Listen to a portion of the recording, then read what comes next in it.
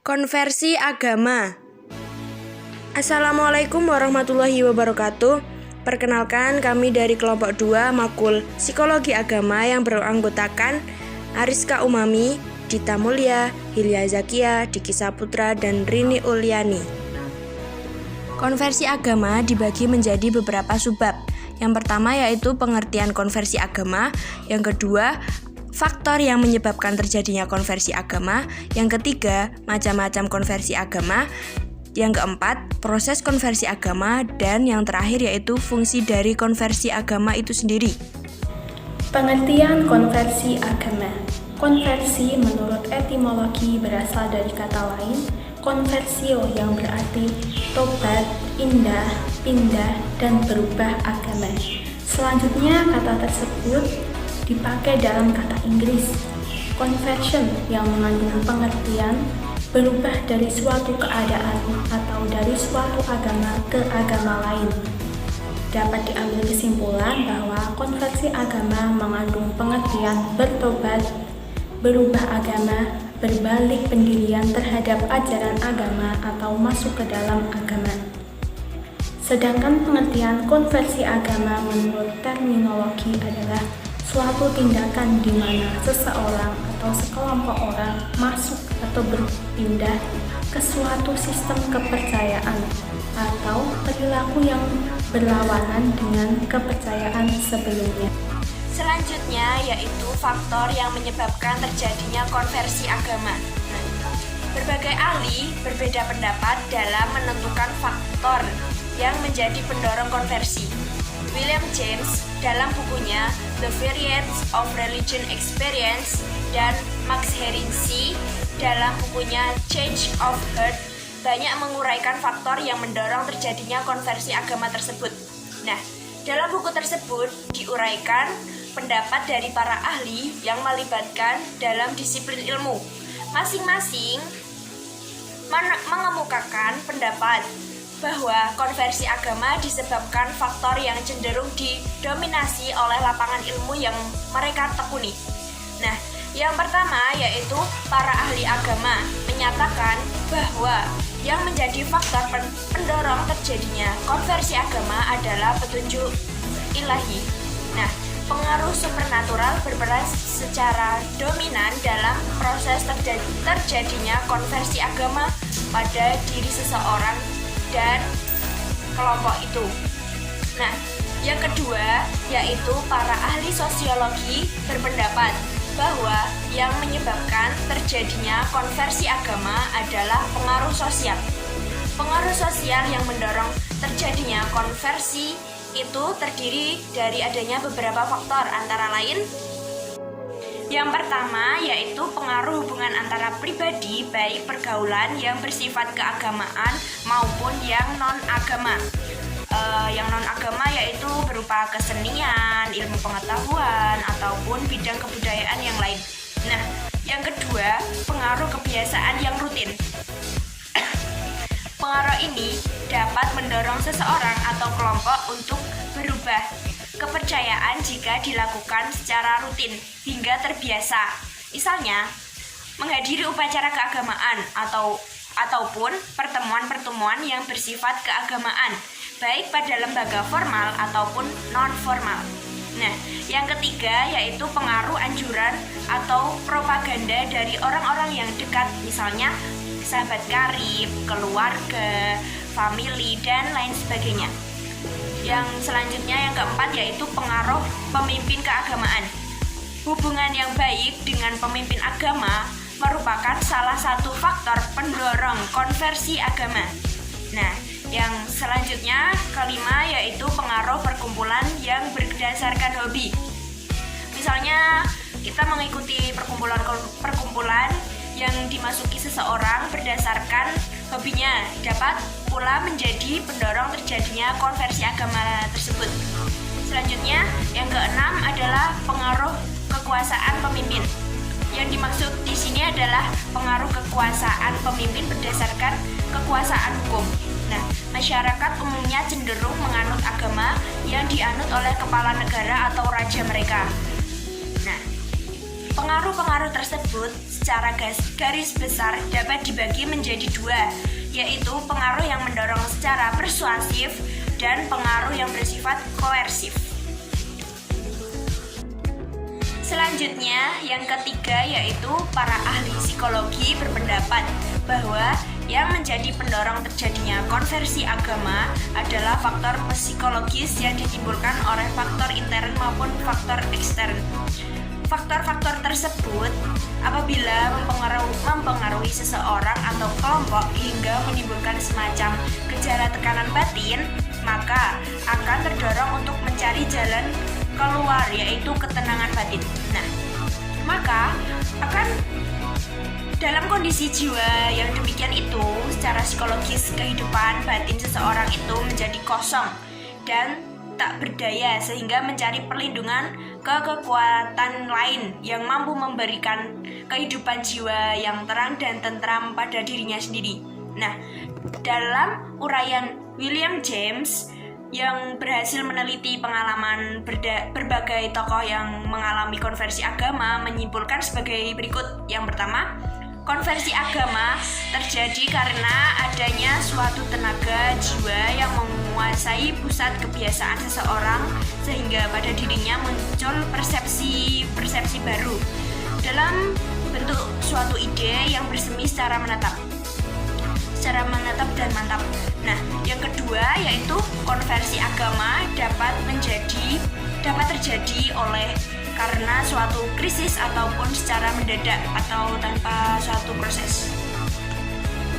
Nah, faktor intern yang ikut mempengaruhi terjadinya konversi agama yaitu yang pertama, kepribadian.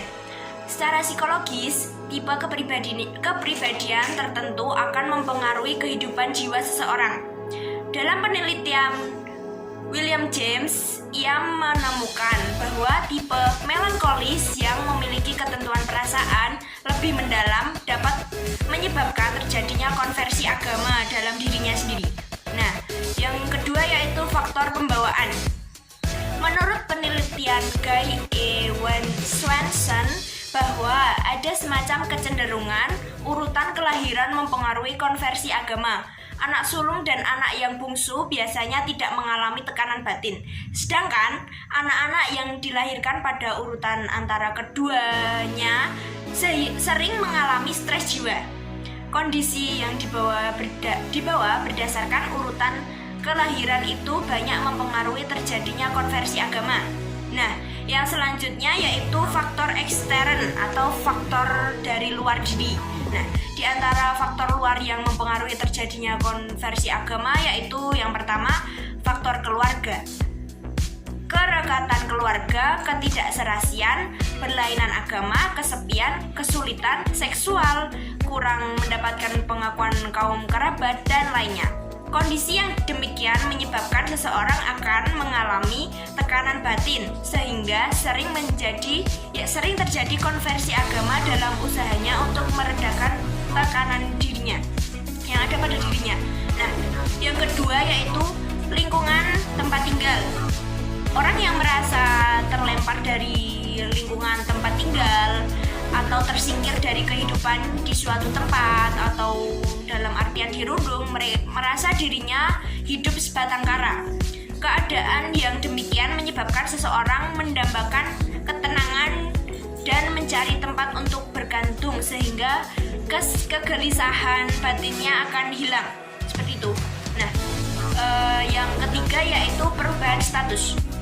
Perubahan status terutama yang berlangsung secara mendadak akan banyak mempengaruhi terjadinya konversi agama. Misalnya perceraian, keluar dari sekolah atau perkumpulan, perubahan pekerjaan, kawin dengan orang yang berlainan agama, dan sebagainya. Nah, yang terakhir atau yang keempat yaitu kemiskinan. Kondisi sosial ekonomi yang sulit juga merupakan faktor yang mendorong dan mempengaruhi terjadinya konversi agama. Masyarakat awam yang miskin cenderung untuk memeluk agama yang menjanjikan kehidupan dunia yang lebih baik. Kebutuhan mendesak akan sandang dan pangan dapat mempengaruhinya juga. Nah, pendapat ahli yang terakhir atau yang keempat yaitu Para ahli ilmu pendidikan berpendapat bahwa konversi agama dipengaruhi oleh kondisi pendidikan. Nah, penelitian ilmu sosial menampilkan data dan argumentasi bahwa suasana pendidikan ikut mempengaruhi konversi agama. Walaupun belum dapat dikumpulkan data secara pasti tentang pengaruh lembaga pendidikan terhadap konversi agama, namun berdirinya sekolah-sekolah yang bernaung di bawah yayasan agama tentunya mempunyai tujuan keberagamaan pula. Sekian. Bernard membagi konversi menjadi dua macam, yaitu satu, tipe volisional, yaitu perubahan secara bertahap, konversi yang terjadi secara berproses, sedikit demi sedikit hingga kemudian menjadi seperangkat aspek dan kebiasaan rohaniah yang baru. Konversi yang demikian ini sebagian besar terjadi sebagai suatu proses perjuangan batin yang ingin menjauhkan diri dari dosa karena ingin mendatangkan suatu kebenaran. Tipe tiga pertama ini dengan motivasi aktif dari intelektual rasional yang lebih berperan. Yang kedua, tipe surrender, perubahan secara drastis, yaitu konversi yang terjadi secara mendadak. Seseorang tanpa mengalami proses tiba-tiba berubah pendiriannya terhadap suatu agama yang dianutnya. Perubahan tersebut dapat terjadi dari kondisi tidak taat menjadi taat, dari tidak kuat keimanannya menjadi kuat keimanannya, dari tidak percaya kepada suatu agama menjadi percaya, dan sebagainya. Pada konversi jenis kedua ini, menurut William James dalam Sururin 2004, terdapat pengaruh petunjuk Tuhan yang Maha Kuasa terhadap seseorang, sebab gejala konversi ini terjadi dengan sendirinya pada diri seseorang, sehingga ia menerima kondisi yang baru dengan penyerahan jiwa sepenuhnya. Proses konversi agama. Bisa dikatakan bahwa tiap-tiap konversi agama itu melalui proses-proses jiwa seperti yang diungkapkan oleh Carrier, yang membagi proses-proses tersebut ke dalam beberapa tahapan. Pertama, terjadi disintegrasi sensitif kognitif atau kegonjangan jiwa. Yang kedua, terjadinya reintegrasi atau penyatuan kembali kepribadian. Yang ketiga, tumbuhnya sikap menerima. Kemudian yang keempat adalah tumbuhnya kesadaran bahwa keadaan yang baru muncul ini merupakan suatu panggilan suci. Fungsi konversi agama.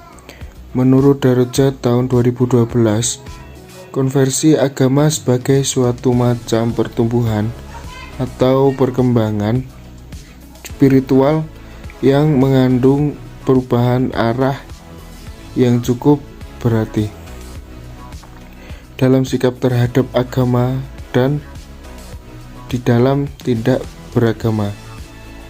Jadi fungsi konversi agama bisa dikatakan juga adalah merubah dari yang kurang baik menjadi lebih baik.